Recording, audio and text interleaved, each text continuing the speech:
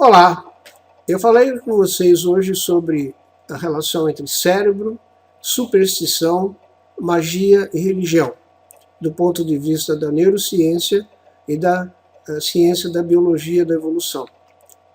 Meu nome é Renato Sabatini e eu sou neurocientista e professor da Unicamp.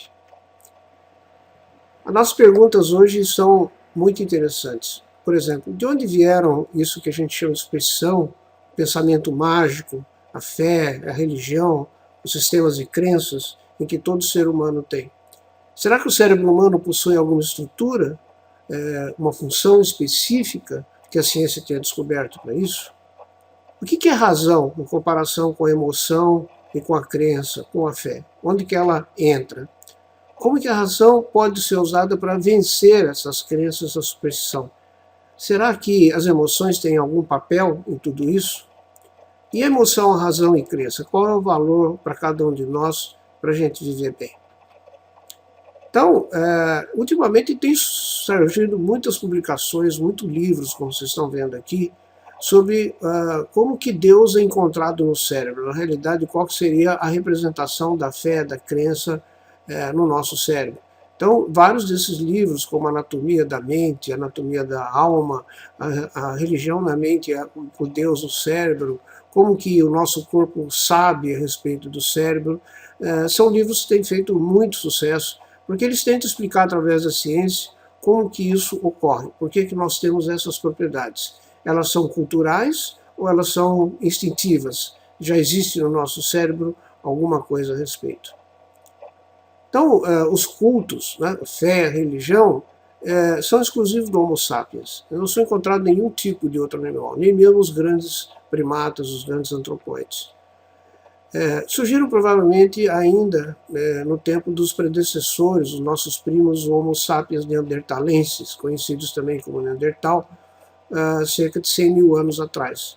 E constitui o que a gente chama de um sistema de crenças. Né? O sistema de crenças, como vocês vão ver, é muito importante para o funcionamento do nosso cérebro, inclusive tem um valor adaptativo, um valor de sobrevivência.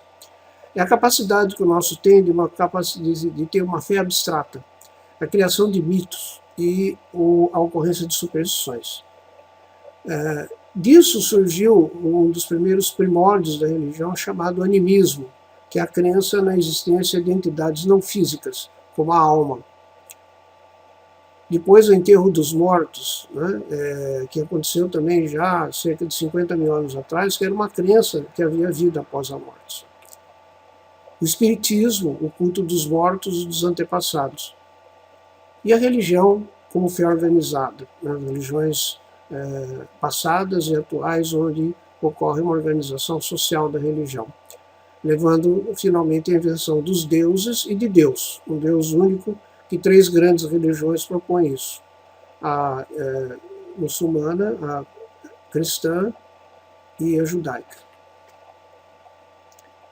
Tudo isso dependeu da evolução da linguagem. Não existiria religião e não existiriam crenças se não houvesse linguagem.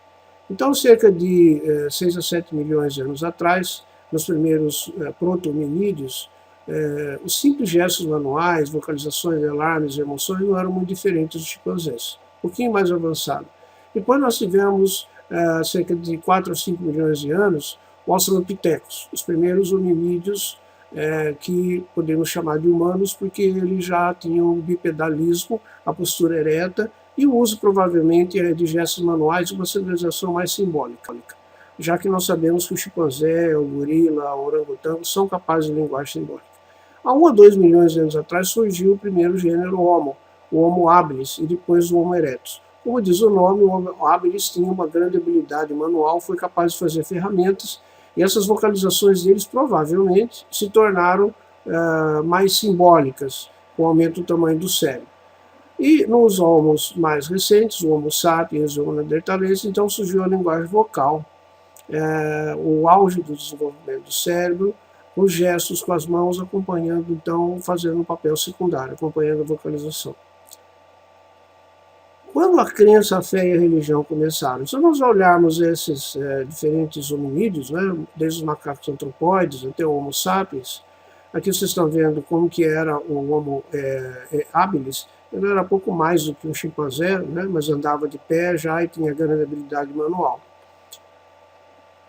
Essa evolução do homem se caracterizou pelo surgimento de várias espécies em paralelo, começando há vários milhões de anos atrás com os australopithecus e chegando a cerca de 100 mil anos atrás com o Homo sapiens sapiens, né, ou predecessor, Homo predecessor.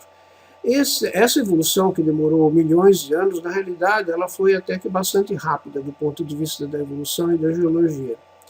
E existe aqui uma relação entre o tamanho do cérebro e a inteligência. Aqui vocês veem nessa curva o tamanho do cérebro, como aumenta com uma velocidade exponencial desde os primeiros hominídeos e os primeiros humanos, a partir do Homo habilis, o cérebro se expande grandemente, a tal ponto que o ser humano, o Homo sapiens sapiens, é o que tem a maior relação peso cerebral em relação ao peso do corpo e volume da caixa craniana, chegando a 2,5 litros.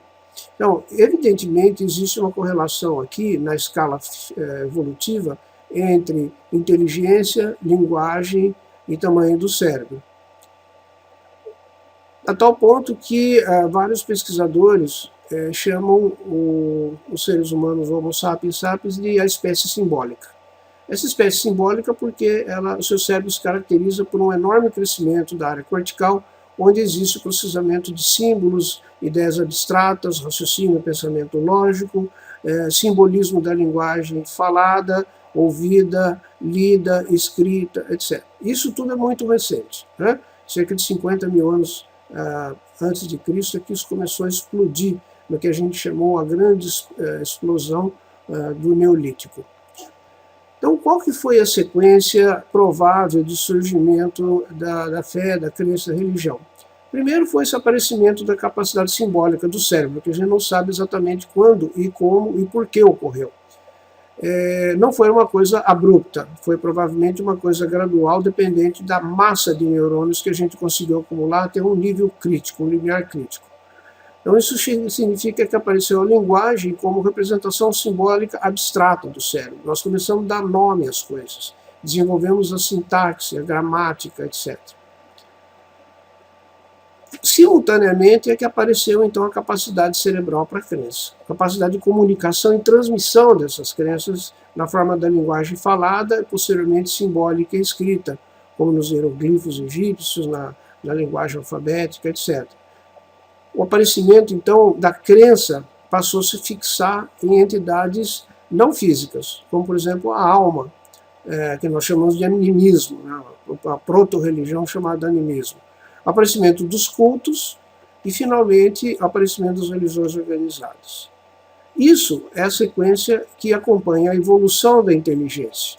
Aqui vocês veem um artigo que eu escrevi na revista Cérebro e Mente, na seção Mente e Comportamento, a evolução da inteligência humana, onde eu traço toda essa evolução e como nós chegamos à arte, à religião, à ciência, à capacidade de construção, o uso de ferramentas tão características do ser humano, que é o primata mais inteligente. Então a religião, segundo os antropólogos, todas as religiões são basicamente suportadas por 4 pilares. A mais importante delas, que está presente de forma universal e praticamente em 100% das religiões, é a crença, nisso que eu falei, na existência de entidades não físicas, sobrenaturais, mas que de alguma forma estão ligadas ao mundo físico, como seria uma alma que está ligada ao nosso corpo, espíritos que são incorpóreos ou que são ligados a árvores, animais, ao sol, à lua. A crença que um componente esse não físico da pessoa poderia sobreviver à morte, praticamente todas as religiões têm esse componente também, mas nem todas. A crença que essas entidades não físicas influenciam o nosso mundo físico de alguma forma poderosa, seja para o bem ou seja para o mal. Então, o culto ao sol, porque o sol nos irradia com a luz e o calor que torna possível os alimentos, a vida, os animais, etc. E, finalmente, a crença de que existiriam pessoas especiais que são capazes de se comunicar com essas entidades abstratas ou não físicas e que podem influenciá-los através de ritos, invocações, orações, rezas, danças, pensamento e assim por diante. Esse seria o ponto máximo da evolução, que tornou possível então o surgimento de classes sociais como os sacerdotes. Então, a religião e a vida pós-morte é uma crença extremamente comum também, como vocês veem aqui numa pintura do tempo do Egito Antigo, um deus egípcio retirando a alma de dentro de uma pessoa morta. É um componente quase universal também de todas as religiões. A esperança de continuar a existir depois de morrer, é muito forte isso no ser humano. Acreditar que você não vai acabar a hora que você morre, que você continua, ou que seus parentes continuam. A preservação, então, dos restos desses corpos, os enterros, as múmias, assim por diante. E a existência também, curiosamente, do surgimento de um sistema, a crença que existe um sistema de recompensas e punições após a morte, em outras esferas físicas, também inacessíveis a não ser pelos mortos, como o céu, o inferno. Isso tem, então, a conexão da religião com a moral, né, e a ética, os 10 mandamentos, as diretivas dos deuses, que a gente se comporte bem, não cometa crimes, não prejudique os outros seres humanos, com algumas exceções, claro. Quando surgiu então a prática de enterrar os corpos? Parece ser bem antiga. Tá? Aqui vocês estão vendo, em torno já de 30 mil, 28 mil antes de Cristo, o Homo sapiens já enterrava os seus mortos, inclusive vestidos com suas melhores roupas, com pérolas, com joias, com comida para levar para o além-morte, e assim por diante. Isso então, provavelmente, somente o Homo sapiens sapiens é que foi capaz de fazer isso. Não havia evidência de que essa jornada pós-morte para outros mundos fosse acreditada pelo neandertalenses, por exemplo. Existem algumas polêmicas se eles enterravam os mortos ou não. Achou-se uma cova uma vez no Neandertal, jovem, em posição fetal e com várias flores sobre o corpo. Mas não se sabia ao certo se ele tinha sido enterrado ou tinha sido uma morte natural. O fato é que não existe fósseis tanto quanto existe no Homo sapiens. Bem, outra coisa muito importante é que esse surgimento dos cultos e religiões é intenso. Mais de 4.500 religiões conhecidas, 90% da humanidade segue algum culto ou religião.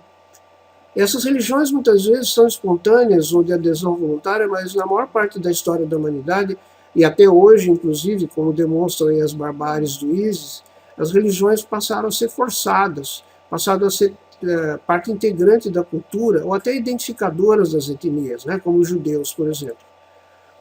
A convicção que a sua religião é a única verdadeira, que entre aspas, né, o ódio, a perseguição às pessoas que têm outras religiões. Na Arábia Saudita, por exemplo, é um crime punível com prisão severa, chibatadas e até execução, a morte, se uma pessoa possui a Bíblia dos cristãos. Esses primórdios da religião vêm, então, dessa crença nas entidades não físicas, há evidências que tenha surgido cerca de 50 mil anos antes de Cristo, no chamado período paleolítico superior. A crença de que árvores, pedras, animais possuem ânima, ou seja, alma, né? Daí talvez venha esse nome. Algumas dessas almas têm poderes sobrenaturais. Então, animal seria a origem de animismo. Então aqui vocês veem o culto, já ainda 30 mil anos atrás, na caverna de Lascaux, as pinturas nas paredes, o culto ao boi, né, ao búfalo, ao boi, o boi sagrado dos egípcios, que era um deus, o culto ao touro dos romanos e dos gregos. Então isso mostra que os primeiros objetos em que o ser humano adorou eram animais. Por exemplo, o culto da fertilidade feminina e masculina, porque a analogia, a invocação mágica para a fertilidade do solo, a semente, né? Semente, o útero e a fertilidade feminina como símbolo do crescimento das plantas. Então aí a deusa mãe passou a ser um culto já bastante antigo também, de cerca de 20 mil anos atrás, como Ceres, Vênus, na mitologia grega, mitologia romana. E aí surgiu então a religião organizada, através de pessoas especializadas, como eu falei, xamãs, pajés, sacerdotes, o surgimento de templos, E até mesmo na Idade Paleolítica já se acreditava que existiam pessoas capazes de invocar os espíritos, visualizar os espíritos. Nessas gravações que estão vendo feitas nas paredes de cavernas, se vê pessoas voando. Né? Mas o que eles eram? Almas? Espíritos? Então talvez seja até mais antigo do que a gente imagina. Qual é a base evolutiva para a crença, então, no cérebro? É o aprendizado chamado aprendizado de contingências, ou seja, se uma coisa acontece junto com outra, o cérebro tende a aprender que uma coisa causa a outra. Por exemplo, o condicionamento do medo, estruturas congênitas no comportamento instintivo. Se o rato sai da toca e há um barulho, e logo em seguida, depois do barulho, aparece um gato selvagem que tenta comê-lo, ele associa esse barulho à presença de uma ameaça para a vida dele. Então ele aprende rapidamente que ele deve evitar esse barulho, porque ele é um sinal condicionado, né? Ou seja, o valor adaptativo de sobrevivência. Todos os vertebrados desenvolveram isso. No cérebro primata, isso é a base da superstição. Eu vou explicar um pouquinho melhor para vocês. E a superstição é, sem dúvida, a base da religião. Embora muitos religiosos achem que eles acreditam na superstição, na realidade, a base neural é a mesma. Então aqui, quando que é a descoberta, que houve a descoberta do aprendizado por condicionamento? O acoplamento temporal, com ou sem relação causa e efeito, como eu acabei de relatar para o rato, entre o estímulo e uma resposta. O estímulo, o ruído do gato selvagem, o cheiro dele e o ataque logo em seguida. Então que dois cientistas foram muito importantes, Ivan Pavlov e Frederick Burroughs Skinner. Ivan Pavlov foi um fisiologista russo, que ganhou o prêmio Nobel porque ele descobriu, chamado reflexo condicionado, e o Frederick Skinner, que não ganhou nenhum Nobel, mas descobriu o chamado condicionamento operante. Então, a superstição como aprendizado, ela ocorre da seguinte maneira. O Skinner obteve isso através do procedimento chamado condicionamento operante, que é, por exemplo, acender uma luzinha e o pombo, o rato aprender a apertar uma alavanca para receber um reforço, por exemplo, um alimento, uma gota de suco e tal. Então, nesse caso, a contingência temporal entre estímulo e resposta é um aprendizado útil, é um aprendizado adaptativo. Nós vemos, por exemplo, os nossos cães, os nossos gatos, os macacos, praticamente todos os vertebrados superiores têm uma alta capacidade de aprendizado, às vezes até melhor que o ser humano. Então, o interessante é que quando não existe essa contingência temporal, ela é aleatória, o animal aprende assim mesmo. Mas a contingência aleatória cria o aprendizado de comportamentos bizarros. Por exemplo, é conhecido o fato que quando Skinner deu uma luz aleatória que não tinha nada a ver com o aparecimento do reforço, o animal começou a associar posturas corporais, movimentos que não tinham nada a ver com o aparecimento daquele estímulo. Então o pombo se torcia e virava todo, o outro bicava a parede, o outro se deitava e punha os pezinhos para cima, totalmente aleatório. Né? Então isso aqui a gente chama de superstição experimental. Olha só que interessante. Foi possível mostrar que vertebrados têm a base cerebral já da superstição. Eles só não desenvolveram a religião porque eles não têm linguagem. Por que essas superstições são tão fortes, tão persistentes, né? Como é o caso da fé? A fé dispensa evidências, ela é irracional.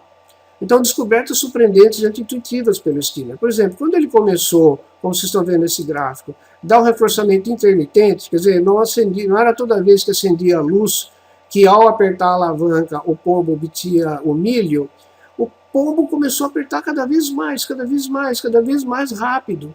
Então, os comportamentos mais rápidos, mais persistentes eram provocados contra a nossa própria intuição com reforço aos poucos, né? Não a cada estímulo, mas a cada N estímulos. Principalmente se esse reforçamento fosse intermitente em razões aleatórias, às vezes era a cada 2, às vezes a cada 5, às vezes a cada 10, a cada 1, mais eficaz ainda na formação de comportamentos persistentes. Dificílimos de distinguir. Esse comportamento supersticioso aprendido foi demonstrado pelo Skinner pela primeira vez, quase que ao acaso, uma serendipidade, né? Quando o equipamento dele teve um defeito e ele viu esses pombos exibir um comportamento bizarro, aleatório. Então, nós podemos concluir que crenças irracionais, sem nenhuma relação causa-efeito, como a reza, as invocações, os rituais de dança para evocar a chuva, tem evidências, às vezes, raras, que podem ser interpretadas como evidência. Por exemplo, às vezes, numa dessas danças, chovia. Não em todas, mas intermitentemente e de forma aleatória. Então, aqui se comprovou, o Skinner, o achado dele, que essas coisas se explicam a extraordinária persistência das crenças e da fé e sua extraordinária resistência à extinção. Ou seja, elas resistem à razão. Um exemplo interessante é o valor adaptativo do aprendizado do medo. O medo é extremamente importante para qualquer animal. E aqui existe o chamado ditado em latim post hoc ergo propter hoc, ou seja, se isso ocorre depois daquilo, então o cérebro interpreta como sendo devido àquilo. Né? E isso é tão importante que talvez o medo seria uma das coisas grandes inspiradoras da religião. Né? Então, aí o medo de você ser punido após a morte, ou até de você morrer e desaparecer para sempre, pode ser um dos reforçadores mais poderosos das crenças religiosas, da fé, como eu disse, baseada na superstição.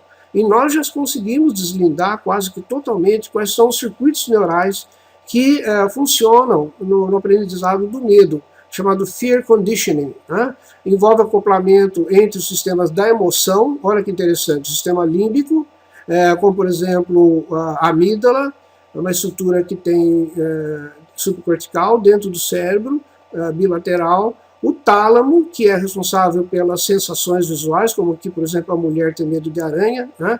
E o hipotálamo, que elabora as reações viscerais. O hipocampo também é envolvido, porque para haver aprendizado precisa haver memória, e a sede da memória é o hipocampo. Então esse circuito foi estudado por vários pesquisadores do mundo todo, já é bem determinado. Né? Inclusive, nós temos medo de alguma coisa, emoção, do arrependimento, do remorso, do medo, etc., graças a esse circuito. Então, todos os mamíferos compartilham essas estruturas responsáveis pelo medo e pelo seu aprendizado, inclusive o ser humano. É um sistema essencial, como eu disse, para a sobrevivência das espécies. Então, ele é muito antigo, ele existe até em vertebrados inferiores, como, por exemplo, os anfíbios, os répteis, etc. Uma pergunta interessante seria, onde são processadas, então, no cérebro essas crenças? Onde que ocorre a superstição, esse acoplamento que pensa haver uma relação causa-efeito quando não existe? E, em última análise, a fé e a religião. Ela ocorre no lobo temporal do cérebro, né?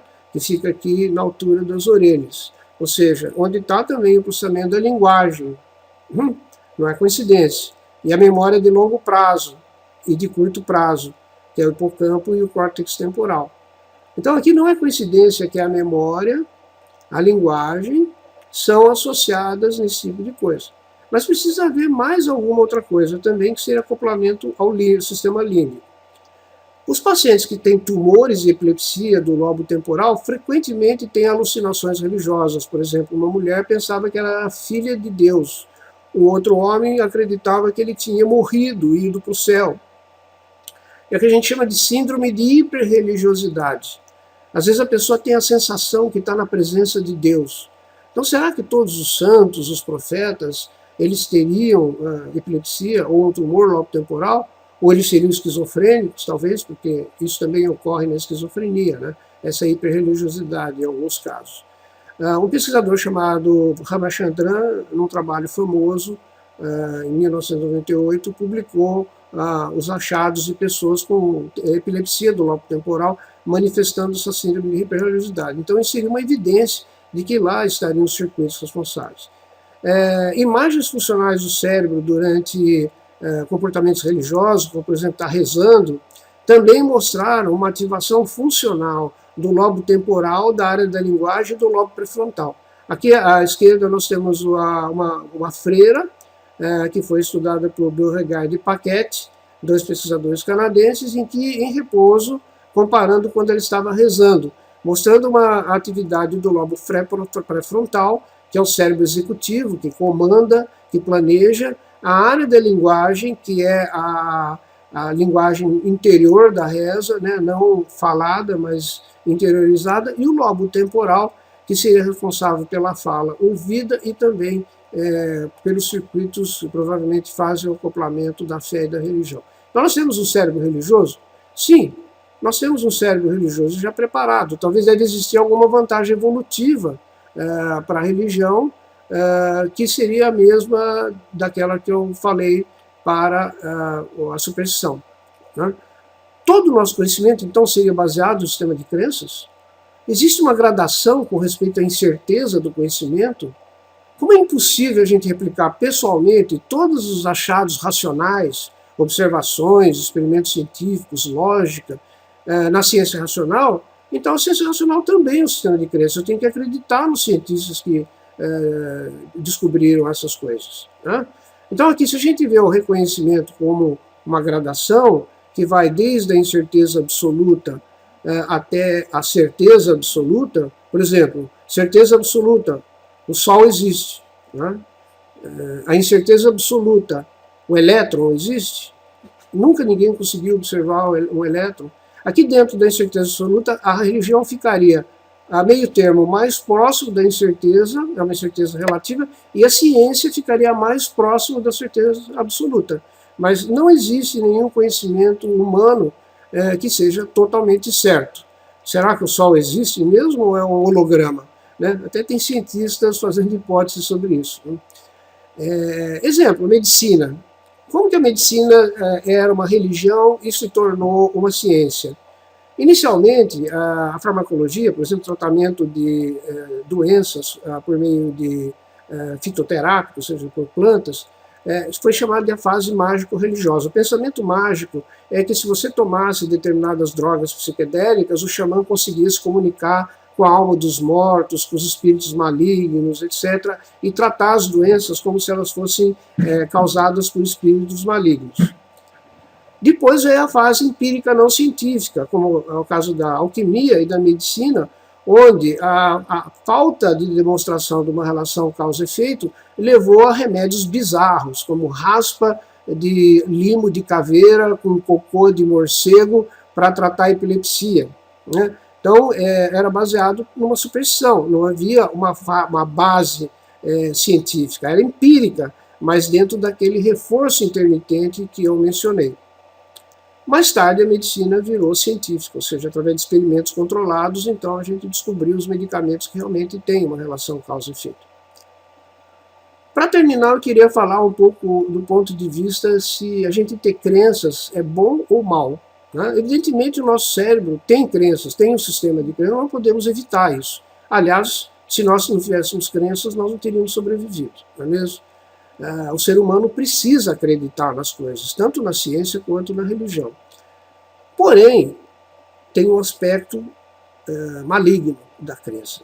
Isso aqui é um cientista americano que escreveu um artigo muito interessante sobre esse aspecto moral da crença, em que ele diz o seguinte: os seres humanos têm se massacrado há séculos em guerras, em pogroms, em genocídios, inquisições, cruzadas, ações políticas onde eles se matam uns aos outros, torturam, escravizam, acreditar que outro ser humano não é gente, e assim por diante.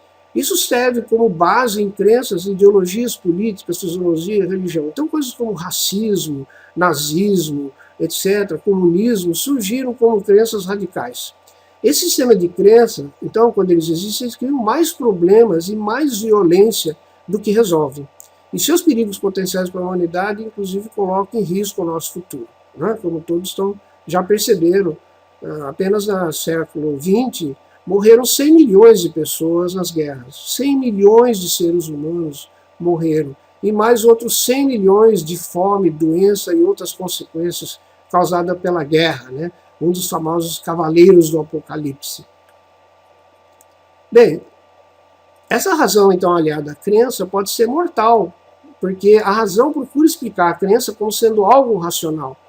Então, o antissemitismo, o nazismo, os muçulmanos do ISIS que explodem prisioneiros, matam crianças, a Inquisição com suas torturas, o experimento com seres humanos, como Adolf Mengele com prisioneiros de campo de concentração, todas essas coisas bárbaras do ser humano são explicadas através da emoção aliada à razão.